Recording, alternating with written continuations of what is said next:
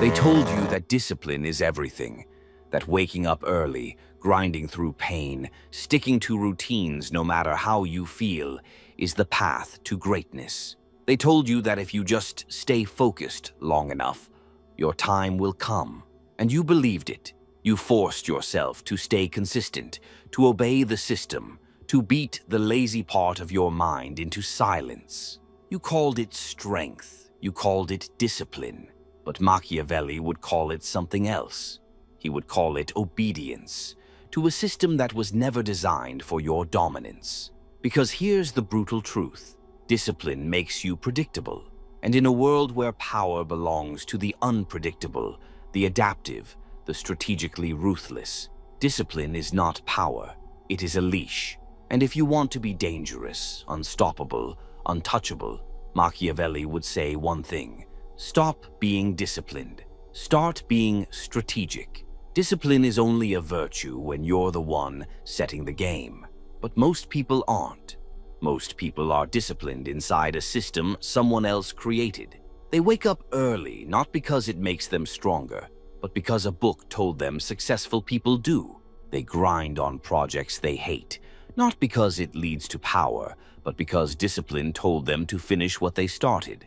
They follow routines like rituals, never questioning if the routine still serves the outcome. Machiavelli would laugh at this, because to him, consistency for the sake of consistency is weakness. It's not noble to persist in a plan that no longer works. It's not virtuous to stick to a code that earns you no power. That's not discipline. That's mental slavery in a costume of self-improvement.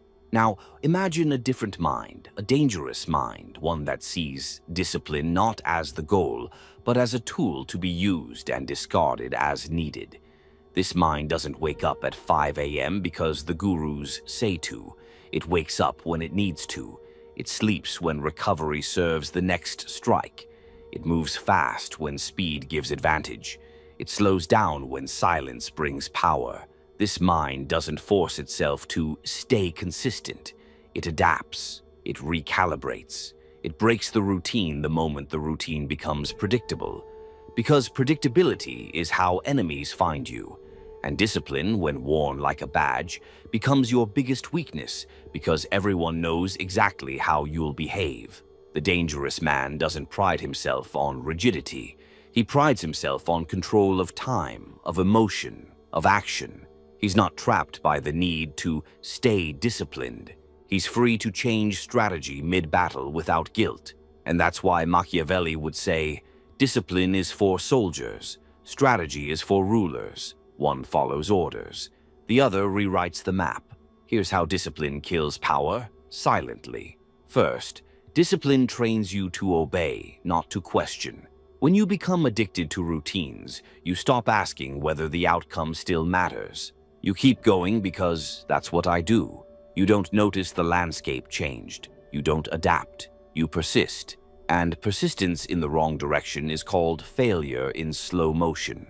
Second, discipline rewards endurance, not intelligence. Anyone can grind, but the most powerful minds know when to pivot, when to quit, and when to redesign the entire plan. Discipline keeps you moving. Strategy tells you where to move. Third, discipline dulls your instincts. You stop listening to your gut. You override your intuition because it doesn't fit the plan. You force yourself to push when you should have paused and miss the signal that would have made you lethal. Machiavelli's most dangerous followers don't follow blueprints. They follow results. And they ask one question over and over. Does this serve the outcome? Not, is this the right habit? Not, did I stick to the plan? But, did this move bring me closer to control, power, leverage, or victory? If the answer is no, the move is discarded, no matter how noble it felt, no matter how many days it had been repeated, no matter how disciplined it made them look. Because to Machiavelli, the illusion of virtue is the most seductive trap, and discipline is one of the deadliest illusions of all, because it feels like growth, even when it's keeping you small. Look around. The world is full of hard-working, consistent, disciplined men. waking up at 5 a.m., journaling, reading, eating the same clean meals. They're doing everything right according to the system, and they're still invisible, still replaceable, still obeying a structure that rewards loyal workers, not powerful thinkers. That's not weakness by accident. That's weakness by design. The disciplined man is perfect for systems of control. He's dependable. He doesn't ask questions. He pushes through discomfort without revolt. He can be predicted, measured, forecasted, which is why Machiavelli would call him the ideal servant. Now, contrast that with the one they never see coming. He doesn't follow the same routine every day. He follows momentum. He doesn't stick to rigid habits. He watches for windows of opportunity. He doesn't feel guilty for abandoning a plan that no longer serves him. He pivots instantly. And because he's unpredictable, they can't control him. Because he's unchained from discipline, he's always positioned for power. That is the Machiavellian reversal. Discipline makes you respectable, but only strategy makes you feared. And in the pursuit of power, respect without fear is meaningless. So if you're waking up every day, forcing yourself through motions just to feel good about consistency, if you're sticking to a path that's no longer producing leverage, if you're addicted to discipline because it protects you from the discomfort of adapting, then you've already lost. Because the game isn't won by the one who worked the hardest. It's won by the one who read the game, bent the rules, and adjusted the fastest. Discipline doesn't make you dangerous. Only control does. And control comes not from force, but from flexibility, weaponized by strategy. The world respects the disciplined man, but it fears the strategic one. Because while the disciplined man is busy perfecting his routine, the strategic man is perfecting leverage. He's not trying to become efficient at life. He's trying to bend life toward his will. This is where Machiavelli draws the line. He doesn't reject effort. He doesn't despise structure. But he knows that once structure becomes religion, it becomes your prison. So he operates in a different realm. He understands that every disciplined man eventually becomes a slave to his own system. And that slavery, no matter how productive, is still slavery. This is how it happens. First, you build a habit. Then the habit becomes your identity. And then your identity becomes your cage. I'm the guy who never skips a day. I'm the one who always finishes what he starts. I'm the man who pushes through no matter what. It sounds noble, but Machiavelli would look you in the eyes and say, that makes you predictable, that makes you vulnerable, that makes you mine. Because the moment someone can guess your next move, you've already lost the advantage. And when discipline becomes who you are, your enemies don't need to fight you. They just need to watch you follow your own script. The Machiavellian mind isn't afraid to break its own rules. In fact, it sees rules as tools, temporary, situational, and expendable. Here's what that looks like in practice. If the plan stops working, he doesn't hesitate to burn it. If the routine loses leverage, he drops it mid-stride. If a better opportunity appears, he reroutes instantly without guilt, because he knows that power is not given to the consistent. It's given to the adaptive. Let's get tactical. Here are the 3 most common places where discipline traps men into weakness, and what Machiavelli would do instead. First, the morning routine trap. Wake up early, cold shower, read, journal, meditate, gym, green smoothie. You feel like a machine, like a winner. But here's the catch. You didn't think, you followed.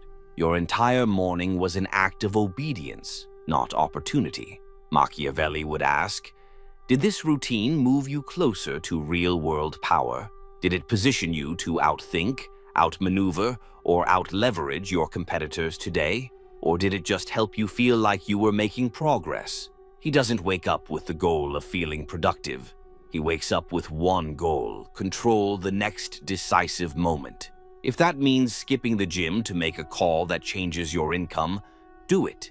If it means ignoring the journal to rehearse psychological strategy before a negotiation, do it.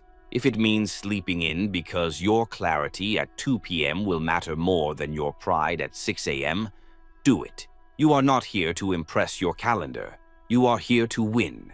Second, the streak addiction. I haven't missed a day in 100 days.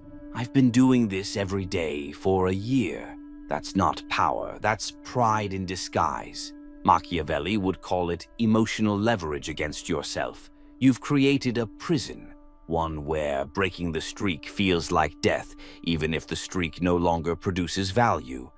The disciplined man says, "I can't stop now. I've come too far." The strategic man says, "If stopping now gives me an advantage, I will stop instantly."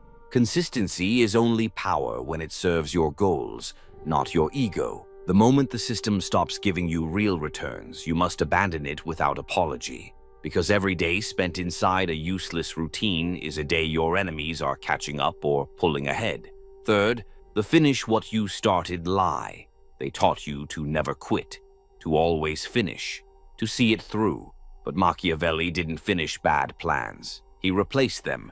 He didn't honor every commitment. He adapted the moment a better opportunity appeared. He didn't persist for the sake of integrity. He moved for the sake of victory. This doesn't make you flaky. It makes you dangerous. Because while the disciplined man keeps pushing a broken cart uphill, you quietly change carts and pass him without effort. The world rewards those who complete the right things, not those who complete everything. And this is where the Machiavellian mind separates completely from the obedient one. He doesn't follow structure. He weaponizes it. He builds routines that produce measurable leverage, not emotional comfort. He trains himself to walk away from systems the moment they lose power. He practices breaking his own rhythm, so no one can ever track his pattern. Discipline is not evil, but unquestioned discipline is mind control, especially when you're the one hypnotizing yourself. The man who trains himself to break his rhythm at will is the man no one can trap, because no one knows when he'll strike, where he'll move, or how far he's willing to go to win. So ask yourself, are you being consistent because it's working, or because it's what you're used to? Are you following discipline to move forward, or to feel safe in the illusion of control? Are you proud of how long you've stuck to your system, even if that system no longer builds anything real? Because discipline is only power when it's tied to results. Otherwise, it's just a cage you built with your own hands. This is why Machiavelli didn't write books about motivation. He didn't glorify consistency. He didn't praise obedience. He praised flexibility, foresight, timing, psychological agility, and above all, control. Because in the real game of power, the man who can follow a plan is valuable, but the man who can abandon it at the exact right moment, he is untouchable. By now, you understand what most never will. Discipline, when used blindly, is not a superpower. It's a performance, a socially accepted form of self-oppression.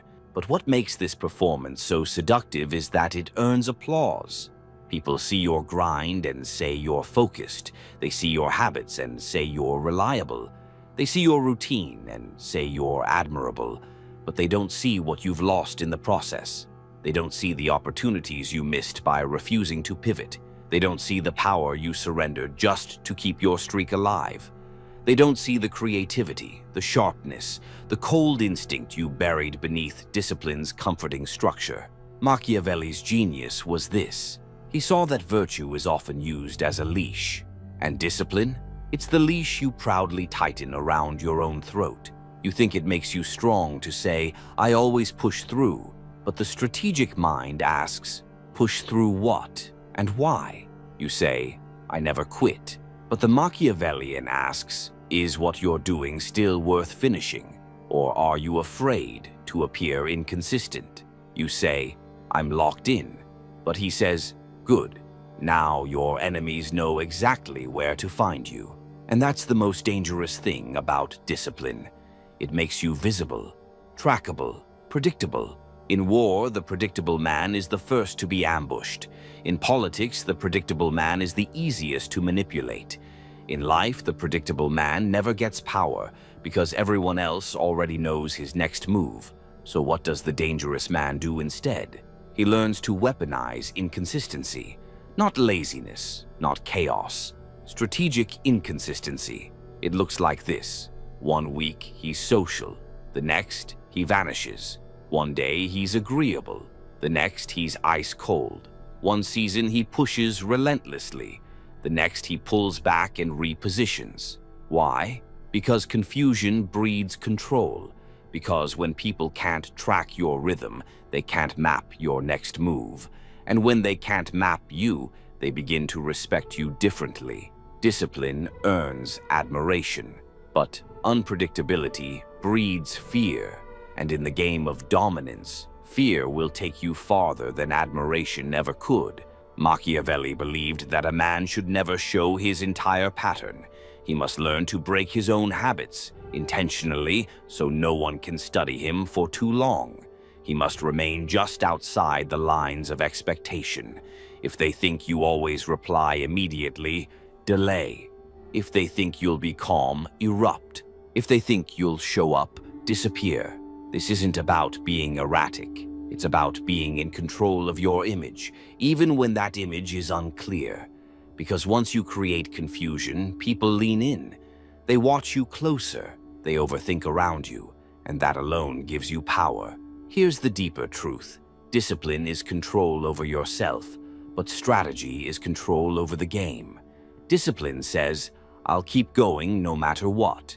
Strategy says, I'll stop when it's no longer useful and strike again when the outcome favors me. Discipline builds willpower.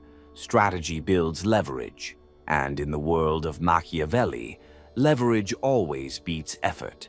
Let's talk about why this idea threatens so many people. Because most of the world's advice is built around telling you what to do every day. Wake up early. Do your routine. Stay consistent. Repeat, repeat, repeat. But that advice was never designed to create rulers. It was designed to create workers, followers, obedient machines, people who can be relied upon not for vision, but for execution. And you? You weren't born to be a machine. You were born to be a weapon, a strategist, a force. So you must unlearn the systems that were installed to tame you. This doesn't mean you should live in chaos. Machiavelli didn't preach randomness. He preached intelligent disruption. He didn't say, don't be disciplined.